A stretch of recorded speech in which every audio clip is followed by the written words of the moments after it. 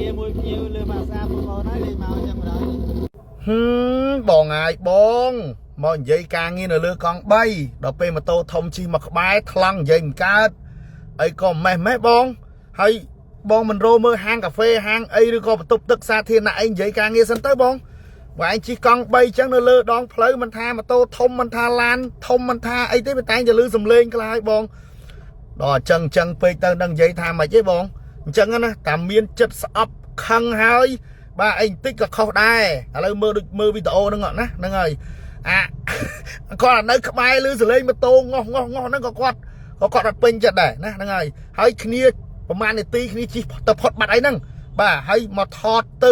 អើយខ្ញុំមានគ្រប់សពបែបយ៉ាងមិនបានអញ្ចឹងណាអស់ពីអីនិយាយមកបងប្អូនគិតដូចខ្ញុំអត់នេះឯការងារមួយភ្ញៀវលើភាសាបងប្អូនហើយលេងមកចឹងរត់បាទសូមជម្រាបសួរបងប្អូនអ្នកគ្នាបាទសូមជម្រាបសួរដល់បងក្រុមម៉ូតូធំផងដែរបងប្អូនណាបាទទាំងម៉ូតូធំក្តីម៉ូតូតូចទាំង rider ជាបុគ្គលជាក្រុមក្តីបងប្អូនគ្នាបាទបងប្អូនអ្នកគ្នាថ្ងៃនេះខ្ញុំសូមចេញមកបង្ហាញបន្តិចពាក់ព័ន្ធជាមួយនឹងការពីថ្ងៃទី31ខែសុភាឆ្នាំ2026យើងកន្លងទៅហ្នឹងបងប្អូនអ្នកគ្នាអញ្ចឹងការពេលថ្ងៃនោះបាននៅវេលាម៉ោង2ជាងបាទខ្ញុំបានយកឡានមួយគ្រឿងទៅដាក់ញ៉ែនៅអាខានទូកហើយតមកក៏ជិះ pass up ត្រឡប់មកកន្លែងធ្វើការវិញត្រឡប់មកកន្លែងវិញបងប្អូនណាបន្ទាប់មកក៏បងជិះ pass up ហ្នឹងក៏មានបងម៉ូតូធំម្នាក់ដែលគាត់បើកបងម៉ូតូធំហ្នឹងមកឈប់ក្បែរនឹង pass up បងប្អូនឃើញរូបភាពហ្នឹងដែលបងប្អូនឃើញតាមបណ្ដាញសង្គមណាខ្ញុំថតទៅហ្នឹងហើយថាស៊ីម៉ាំងម៉ូតូគាត់វារៀងវាធំហើយឈប់ជំនាញនេះបន្តិចដល់អញ្ចឹងវាលឺចំទៅជាយើងម្ដងស្របពេលដែលខ្ញុំកំពុងតែកាន់ទូរស័ព្ទនិយាយមួយខ្ញុំហ្នឹងណាអញ្ចឹងបងប្អូនបានឃើញអញ្ចឹងនិយាយទូរស័ព្ទយើងមិនមែនទូរស័ព្ទនៅវិជាទេបាទយើងនិយាយតាម Telegram ចេះស្របពេលម៉ូតូមកខ្ញុំក៏បិទព្រាមហើយខ្ញុំក៏ដកទូរស័ព្ទថតគាត់ទៅបាទអញ្ចឹងថតគាត់ហើយហ្នឹងថតម្ដងក៏វាលឺសលេងមក pass up ដល់គាត់និយាយមកដែរខ្ញុំក៏លុបសិនខ្ញុំក៏រៀបដូចបងប្អូនឃើញក្នុងកាមេរ៉ាពីម៉ូតូធំអញ្ចឹងបានថាខ្ញុំរៀបខ្លាំងដល់ទៀតអញ្ចឹងបាទខ្ញុំលុបភាសាដោយសារតែលឺសំឡេងលោកពូភាសាចូលក្នុងដែរអញ្ចឹងបងប្អូននេះអញ្ចឹងបន្ទាប់មកក៏ខ្ញុំជិះទៅមុខទៅដល់ម៉ូតូគាត់បាត់ឆ្វេងនៅស្រុកសាច់ហើយហ្នឹងខ្ញុំក៏បាត់ឆ្វេងដែរលើផ្លូវ1986បាត់ឆ្វេងនោះនេះហើយខ្ញុំក៏ខុសនៅលើ TikTok ហ្នឹងខ្ញុំក៏ផ្សេងថានៅមានប្រហែលទៀតបងប្អូនណាបាទអញ្ចឹងនៅមានប្រហែលទៀតនេះគឺខ្ញុំឃើញឯកសន្តានរបស់បងម៉ូតូធំហ្នឹងហើយគាត់អាចមានជាក្រុមច្រើនបងប្អូនគ្នាបើសិនជាគាត់ជាពាក់ធម្មតាជាក្រុមអាហ្នឹងយើងអាចថាមានតែមួយគ្រឿងហ្នឹងបងណាតែថ្ងៃនោះមានតែមួយគ្រឿងនេះប៉ុន្តែគឺឯកសន្តានហ្នឹងគេថាគេរួមមានច្រើនគ្រឿងបងប្អូនគេរួមមានច្រើនគ្រឿងបាទអញ្ចឹងខ្ញុំសូមលើកឡើងថាការថតបង្ហោះខ្ញុំនោះបាទគឺមិនមានចេតនាជាន់ពន្លិចទៅលើវិស័យម៉ូតូធំឬទៅលើម៉ូតូធំទាំងអស់នោះទេបងប្អូនគ្នាសូមអធិស្ឋានផងចំណុចហ្នឹងណាអញ្ចឹងមានបងប្អូនមួយចំនួនគាត់ខមមិនថានឹងការថតបង្ហោះបែបនេះគឺប៉ះពាល់ទៅដល់វិស័យម៉ូតូធំណាជាន់ពន្លិចវិស័យម៉ូតូធំអត់ទេខ្ញុំជម្រាបជូនបងប្អូនថាខ្ញុំថតតែព្រឹត្តិការណ៍ដែលខ្ញុំជួបផ្ទាល់ឯងទេបងណាហើយបើសិនជាខ្ញុំមានចេតនាថាជាន់ពន្លិចវិស័យម៉ូតូធំខ្ញុំថតឲ្យខ្ញុំអធិប្បាយទៀតខ្ញុំថាអូសូមសមត្ថកិច្ចជួយមើលស៊ីម៉ាំងម៉ូតូធំមួយគ្រឿងនេះផងបានលឺខ្លាំងណាស់រំពងលាន់ប៉ះពាល់អារម្មណ៍ផ្លូវសាធារណៈសូមសមត្ថកិច្ចសូមប៉ុស្តិ៍សំខាន់សូមស្នងការឬក៏ក្រសួងហាផ្ទៃឬក៏ពេលអង្គក្រុមមេតាជួយមើលបន្តនឹងផងដែលមកខ្ញុំលើកឡើងអញ្ចឹងហ្នឹងថាខ្ញុំមានចិត្តជន់ពលិចវិស័យម៉ូតូធំទឹកបន្តមែនតែនោះអត់ទេណាបងប្អូនណាសូម្បីតែការលើកឡើងការថតនេះគឺខ្ញុំដាក់ទៅលើទាំងអស់មកនេះថាម៉េចបើសិនជាខ្ញុំថតទៅជាប់ស្លាកលេខម៉ូតូគេતોខ្ញុំត្រូវបានស្លាកលេខដែរពីហ្នឹងទី1ទី2មិនឲ្យជាប់មុខម្ចាស់ម៉ូតូដាច់ខាតណាមិនឲ្យជាប់មុខទេបាទពួកខ្ញុំធ្លាប់ជាអ្នកសារព័ត៌មាននឹងខ្ញុំដឹងតែថតទៅប៉ះពាល់អ្វីដែលប៉ះពាល់គឺយើងអត់ថតទេបងប្អូនណាហើយខឹបសិនទាំងការនិយាយគឺมันមានពាក្យម៉ូតូនៅក្នុងនឹងទាំងអស់បាទណាបងប្អូនណាมันមានពាក្យម៉ូតូធំនឹងចេះមួយចុះពីរអត់ទេខ្ញុំនិយាយថាសំឡេងរំខានទេនិយាយមួយខ្ញុំមកផ្លែនៅលើភាសាហ្នឹងទេបងប្អូនណាបាទអញ្ចឹងសូមបងប្អូនម៉ូតូធំទាំងអស់គឺដូចជាបងប្អូនម៉ូតូតូចឬក៏ហ្វ្រេនម៉ូតូធំទាំងអស់បានមេត្តាខន្តីអធិស្ឋានបាទខ្ញុំមានចេតនាជន់ពលិចទេក៏សូមអធិស្ឋានដល់បងម្ចាស់ម៉ូតូធំដូចគ្នាម្ចាស់ម៉ូតូធំរួមគ្នាប៉ុន្តែខ្ញុំឃើញបងម្ចាស់ម៉ូតូហ្នឹងគឺគាត់លើកឡើងដែរប៉ុន្តែគាត់លើកឡើងដូចជាមិនមានបញ្ហាអីជាចោលទេបាទលើកឡើងតែបងប្អូនមួយចំនួនគាត់ចូលខមមិននៅក្នុងការបង្ហោះរបស់ខ្ញុំអ្នកខ្លះទៅក៏ប្រាប់ពាក្យពេចន៍មិនសមរម្យរៀងខ្លួននេះអីចឹងខ្ញុំតបមិនដឹងអញ្ចឹងបងនេះណាអញ្ចឹងខ្ញុំសូមថាខ្ញុំមិនមានចេតនាជន់ពលិចវិស័យម៉ូតូធំទេបាទម៉ូតូធំល្អច្រើនណាស់បងប្អូនគ្នាខ្ញុំកន្លងទៅនេះដូចខ្ញុំបញ្ជាក់អញ្ចឹងខ្ញុំធ្លាប់ជាអ្នកសារព័ត៌មានខ្ញុំក៏ធ្លាប់សហការជាមួយបងម៉ូតូធំដែរបាទមានបងប្អូនម៉ូតូធំជាច្រើនក្រុមដែលគាត់នាំយកអំណោយជូនដល់សិស្សសាលាបងប្អូនគ្នាជាមួយខ្ញុំចាក់វីដេអូរបស់បងប្អូនស្ដាប់មកគ្នាអញ្ចឹងសកម្មភាពនោះគឺខ្ញុំបានចុះទៅយកព័ត៌មានផ្ទាល់បាទទៅផ្ដិតរូបភាពផ្ទាល់ប៉ុន្តែខ្ញុំបានចេញនោះឯងហ្នឹងដោយសារខ្ញុំម្នាក់ឯងអត់មានអ្នកថតអត់មានអ្នកកាន់កាមេរ៉ាឲ្យអញ្ចឹងខ្ញុំថតផងទៅសេបាយការស្រាំព័ត៌មានខ្លួនឯងយកមកនិយាយកាត់តបបង្ហាញផ្សព្វផ្សាយអំពីអំពើល្អរបស់ម៉ូតូធំអញ្ចឹងជំរឿនសូមបងប្អូនតាមដានខ្ញុំអរគុណបាទ ពិតជាគំរូល្អមែននៅថ្ងៃ1មិថុនាទិវាកុមារអន្តរជាតិក្រុមមនុស្សធម៌មហាគ្រួសារម៉ូតូធំបានចុះមកធ្វើសកម្មភាពសប្បុរសធម៌នៅសាលាបឋមសិក្សាទួលពង្រក្រុមម៉ូតូធំជាច្រើនគ្រឿងបានធ្វើសកម្មភាពចែកអំណោយជាសម្ភារៈសិក្សាដល់សិស្សានុសិស្សចំនួន700នាក់នៅសាលាបឋមសិក្សាទួលពង្រស្ថិតនៅក្នុងខណ្ឌពោធិ៍សែនជ័យរាជធានីភ្នំពេញនៅព្រឹកថ្ងៃទី1ខែមិថុនាឆ្នាំ2024ហើយត្រូវនឹងថ្ងៃពិសេស1មិថុនាទិវាកុមារអន្តរជាតិទៀតផងដើម្បីលើកកម្ពស់ការសិក្សានិងការលើកទឹកចិត្តដល់សិស្សានុសិស្សដែលជាទំពាំងស្នងឫស្សីក្រុមម៉ូតូធំ YSB បានដឹកនាំក្រុមម៉ូតូធំជាច្រើនក្រុមផ្សេងទៀតមានដូចជាក្រុម CSR ក្រុម ETS ក្រុម KOT ក្រុម OMS ក្រុម PCR ក្រុមមេគង្គក្រុម SPT សាំងលាយក្រុម Mr BBM ក្រុម JP King ក្រុមពិសិដ្ឋអូតូទំនើបក្រុមត្រីក្រហមក្រុមសដារ៉ា MC Cambodia ក្រុម OCM ក្រុម9 3ដើម NON ក្រុមសប្បុរសធម៌នៃក្តីសង្ឃឹមក្រុម CTM 150 Plus ក្រុមកូនខ្មែរក្រុម KOC ក្រុម SBC និងក្រុម The Brotherhood បានចូលរួមរៃអង្គាសគ្នាធ្វើសកម្មភាពមនុស្សធម៌ដោយមានឈ្មោះថាកម្មវិធីសប្បុរសធម៌មហាគ្រួសារម៉ូតូធំដោយបាននាំយកអំណោយជាសម្ភារៈសិក្សានំឧបករណ៍សម្រាប់ក្មេងលេងមួយចំនួនទៀតមកចែកជូននិងឧបត្ថម្ភដល់សាលាបឋមសិក្សាទួលពង្រនិងសិស្សានុសិស្សប្រមាណ700នាក់លោកមូរ៉ាដែលជាសប្បុរសជនមួយរូបនៅក្នុងចំណោមមហាគ្រួសារម៉ូតូធំលោកបានឲ្យដឹងថានេះគឺជាសកម្មភាពសប្បុរសធម៌របស់មហាគ្រួសារម៉ូតូធំលើកទី4ហើយសម្រាប់សាលាបឋមសិក្សាទួលពង្រដោយលើកទី1ក្រុមមហាគ្រួសារម៉ូតូធំបានចូលរួមចំណែកនៅក្នុងការលាបថ្នាំសាលានិងការទិញទងដាក់សម្រាប់សិស្សលេងកម្សាន្តទី2បានធ្វើការចំណាយទៅលើការរៀបការ៉ូឡានៅមុខទីធ្លាសាលារៀនដើម្បីមានភាពងាយស្រួលដល់សិស្សានុសិស្សលោកគ្រូអ្នកគ្រូក្នុងការរៀននិងបង្រៀនប្រចាំថ្ងៃទី3ក្រុមមហាគ្រួសារម៉ូតូធំបានធ្វើទីចាត់ការជូនសាលារៀនដើម្បីឲ្យលោកនាយកលោកគ្រូអ្នកគ្រូមានទីកន្លែងសមរម្យក្នុងការធ្វើកិច្ចការសាលាហើយនេះគឺជាលើកទី4ហើយសម្រាប់ការធ្វើសប្បុរសធម៌មកលើសាលាបឋមសិក្សាទួលពង្រដោយលើកទី4នេះមហាគ្រួសារម៉ូតូធំបាននាំយកនៅអំណោយមានដូចជាសៀវភៅប៊ិចនំសម្រាប់ចែកជូនដល់ក្មួយៗបងប្អូនសិស្សានុសិស្សចំនួន700នាក់និងបានទិញទងនិងតុវិលសម្រាប់ក្មេងៗលេងកម្សាន្តចំនួន2ឈុតសម្រាប់ដាក់ក្នុងទីធ្លាសាលារៀនដើម្បីឲ្យសិស្សានុសិស្សលេងកម្សាន្តនៅពេលចេញលេងព្រមទាំងមានកញ្ចប់ថវិកាមួយចំនួនជូនដល់គណៈគ្រប់គ្រងសាលា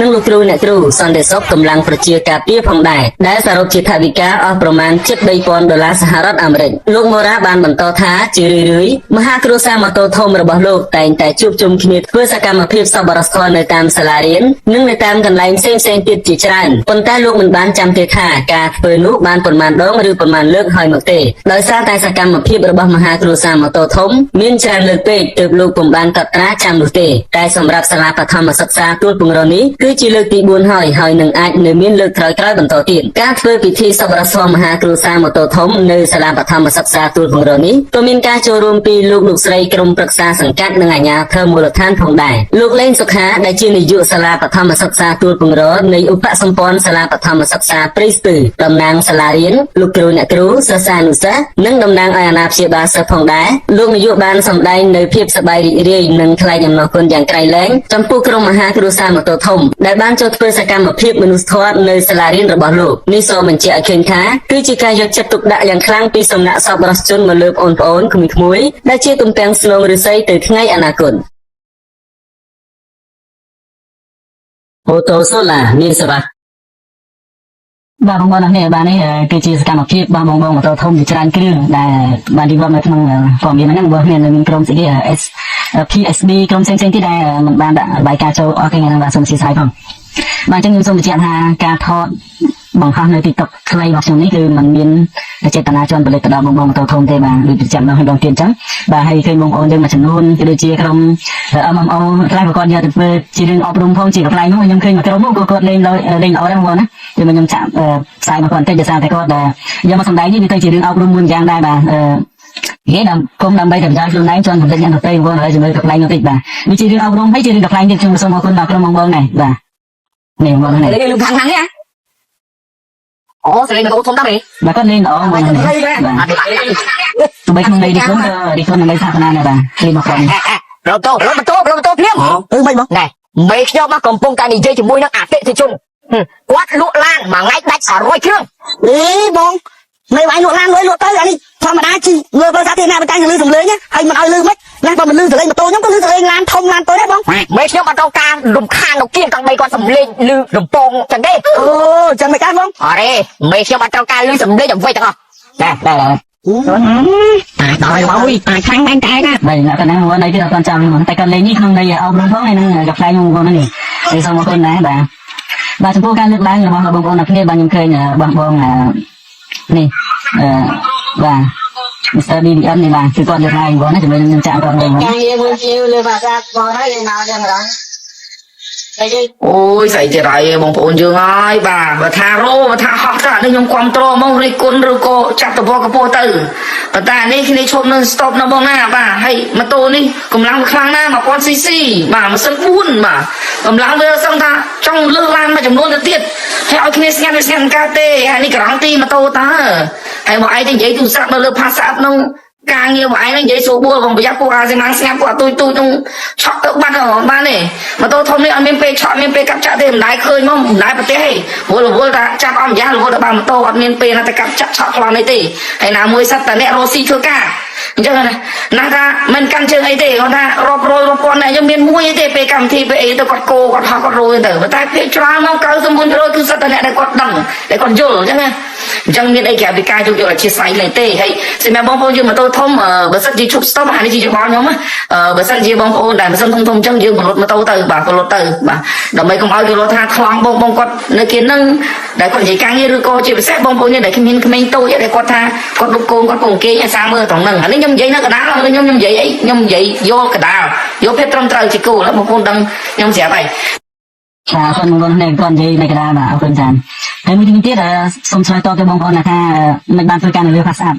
បាទសម័យនេះហើយគឺអត់ធ្វើការតែនៅក្នុងអភិទេបងប្អូននេះ Pass App ក៏ធ្វើការបានក្នុងទុកទឹកក៏ធ្វើការបានកន្លែងញ៉ាំបាយក៏ធ្វើការបានបាទនៅណាទៀតក្នុងឡានបាទគ្រប់ទីកន្លែងដែលយើងធ្វើការជាមួយគ្នានៅលើតាមវិស័យអនឡាញបងប្អូនដឹងទេចំណែកដល់ខ្ញុំនេះមនុស្សជាច្រើនធ្វើការនៅលើ Pass App នៅលើរថយន្តនៅក្នុងបន្ទប់ទឹកនៅក្នុងកាបាយពេលញ៉ាំបាយពេលគេងក៏ធ្វើការបានហ្នឹងបងណាបាទហើយបានថានៅលើ Pass App ធ្វើការកើតខ្ញុំអត់យល់ឡើងហ្នឹងដែរហើយនេះបងរីចរាចរណ៍មករូបនៅខាងខេត្តបៃលិនហ្នឹងបាទបងហ្នឹងបងគាត់លើកឡើងថាបើបងឯងលក់ឡានបងឯងមិនជីឡានបាទបងឯងមិននិយាយ Pass App លើនិយាយការងារលើ Pass App ទៅអីចាំបងចេះមានប្រសាសន៍ចាំទៅរួចពេលខ្លះបងរីចរាចរណ៍មិនប្រកាសថាបងត្រូវឯកសណ្ឋានចរាចរណ៍រហូតទេមានពេលខ្លះក៏ស្លៀកតាក់ស៊ីវ៉ានេះគ្នាខ្ញុំអ្នកលក់ឡានខ្ញុំមិនមែនគួរទៅជីឡានណាថ្ងៃនោះខ្ញុំយកឡានធ្វើនៅទូកលនោះបានវាយូរពេកយើងជី Pass App មកឃ្លាំងវិញអញ្ចឹងយើងមានការនិយាយលើហ្នឹងបានយើងជួបជាក់ស្ដែងយើងនិយាយតាមហ្នឹងណាបងប្អូនណាអញ្ចឹងវាអត់មានអីទៅពិបាកទេយើងយល់បងប្អូនណាហ្នឹងហើយជាចុងក្រោយសរុបមកវិញការដែលខ្ញុំធ្វើឡើងនេះគឺបញ្ជាក់ម្ដងហើយទៀតគឺមិនមានអ្វីជន់ផលិតទៅលើវិស័យម៉ូតូធំទេសូមបងប្អូនអរមានខន្តីអធិស្ឋានជាពិសេសបងម្ចាស់ម៉ូតូទាំងដល់ហើយក៏សូមអរគុណបងដែរបាទសម័យខ្លួនខ្ញុំថតបង្ហោះគាត់គឺគាត់មានអីពេលខ្លះគាត់និយាយដែរឃើញខាងនេះគាត់តែខ្ញុំភ្លេចចោលឈ្មោះគាត់ដែរបងប្អូនមានតែឃើញនៅផ្លែទេគាត់និយាយថាមិនមែនមកពីគាត់ទេអាចមកពីម៉ូតូធំនេះក៏មិនមែនមកពីម៉ូតូធំដែរមកពី IC បើថាមកពីស៊ីម៉ាំងមកគាត់បងណាហើយក៏មិនមែនមកពីស៊ីម៉ាំងទេមកពីពូដែរឃើញទេអញ្ចឹងមកនេះគាត់និយាយគឺ50% ដែរបើនេះថាខ្ញុំក៏ខុសស៊ីម៉ាំងម៉ូតូរបស់គាត់ក៏គាត់ចង់ថាគាត់ស្ដីលឺដែរអញ្ចឹងម្ចាស់ម៉ូតូមិនសូវប្រហែលទេបងប្អូនខ្ញុំខ្លាចតែបងប្អូនមួយចំនួនទៀតដែលគាត់ជា fan ម៉ូតូធំខ្លាំងណាមិនថាជាបុគ្គលឬក៏ជាក្រុមខ្ញុំនិយាយតែមួយចំនួនទេបងប្អូនណាដែលខមមិនរៀងលេឬក៏ខមមិនល្អអានេះខ្ញុំនិយាយតែមួយចំនួនទេបងប្អូនណាតបអត់ទាំងអស់ទេបងប្អូនមួយវិញទៀតដូចពី XR ពីអីនេះគឺខ្ញុំមិនបាននិយាយថាម៉ូតូធំហ្នឹងមក XR ទេបងប្អូននេះខ្ញុំឆ្លើយតបទៅអ្នកខមមិនខ្ញុំបងប្រុសអ្នកនោះទេគាត់ប្រើពាក្យរៀងសំរុំមកខ្ញុំតបពីគាត់ហើយខ្ញុំមិនស្គាល់ XR បើខ្ញុំជា XR ជិត10ឆ្នាំបងប្អូននេះមុនតែការងារព័ត៌មានណាមុនខ្ញុំមកវិស័យលក់ឡាននេះខ្ញុំធ្វើព័ត៌មាននឹងខ្ញុំជិះតែត្រៃទេជា3គ្រឿងបាទអញ្ចឹងមិនស្គាល់ XR ទេបាទហើយវាធ្វើការស្រួលបានអត្រៃហ្នឹងអាប្រភេទ XR ធ្វើការស្រួលបងប្អូននេះមានហេតុការណ៍អីកើតឡើងក្នុងសង្គមមកហើយពេញយើងមានផ្លូវលិចទឹកកន្លែងណាយើងហែងគ្លីបកន្លោះបាទកែមផ្លូវអីយើងតន់សុខភាពការមកបាទជាធ្វើការស្រួលបងប្អូននេះសម្រាប់អ្នកខ្សែហ្នឹងបងប្អូនណាបាទអញ្ចឹងបងប្អូនសមត្ថកិច្ចអីគេពិសេសមួយចំនួនធំហ្នឹងគាត់ប្រើប្រាស់ម៉ូតូធំហ្នឹងគឺធ្វើការស្រួលតន់ចិត្តបាទមានហេតុការណ៍អីកើតឡើងគឺតន់ធ្វើការទាំងដងបាទឥឡូវតាំងពីជាប់របរទិញលក់ឡានមកម៉ូតូទុកចោលនៅខែហ្នឹងប្រើម៉ូតូធំនេះអារម្មណ៍ចង់ជិះលើណាទៅនេះខ្ញុំយកជិះពីវិញដែរបាទខ្ញុំជិះទៅទៅអញ្ចឹងយើងត្រឡប់មកវិញយើងមានការរួបរวมគ្នាហើយរឿងហ្នឹងសូមបញ្ចប់បងប្អូនណាសូមបញ្ចប់តែប៉ុណ្្នឹងហើយសូមបងប្អូនទាំងអស់ដែលខ្ញុំបានបងប្អូនអស់ហ្នឹងមេត្តាបន្តគណៈការផលិតផលចោលសៀមបន្តទៀតបាទយើងប្រឆាំងទៅក្រុមចោលសៀមវិញបាទរឿងទូទៅនេះយើងសូមបញ្ចប់ប៉ុណ្្នឹងបាទសូមអរគុណសូមជម្រាបលាបាទអរគុណច្រើន